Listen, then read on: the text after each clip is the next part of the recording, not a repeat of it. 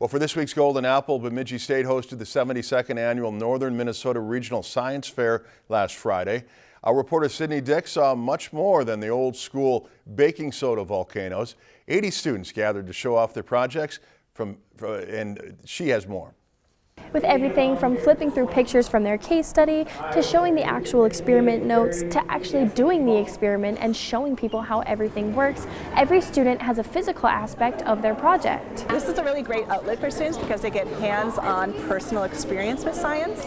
Science is important in everyone's lives, and it's great that they can learn the scientific method, try it out for themselves, and become scientists themselves and take that into their adulthood. This year's fair showcased 62 projects from middle and high schools represented across 18 different northern Minnesota counties. There's a lot of different types of science, and they all include something different, and there's a lot of ways to use your imagination. It's so cool. I get to see all these different experiments and their point of view of stuff, and just see all the other projects. I feel like everybody else is really creative, and I would never thought about it, and I am learning so much from the science fair. Students chose a topic that they were passionate about, then conducted and documented their experiments.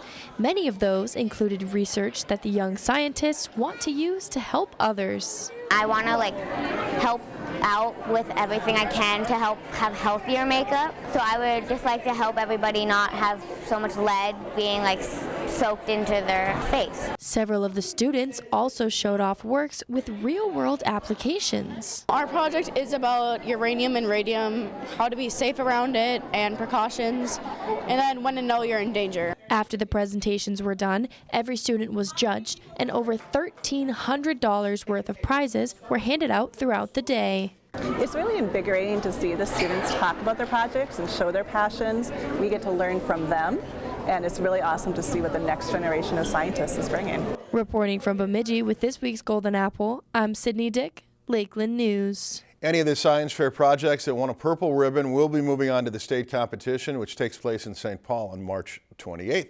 This Golden Apple segment of Lakeland News was brought to you in part by Crow Wing Power, dedicated to providing reliable electricity and a knowledgeable and caring staff to assist you with energy-saving programs and tips. More at cwpower.com.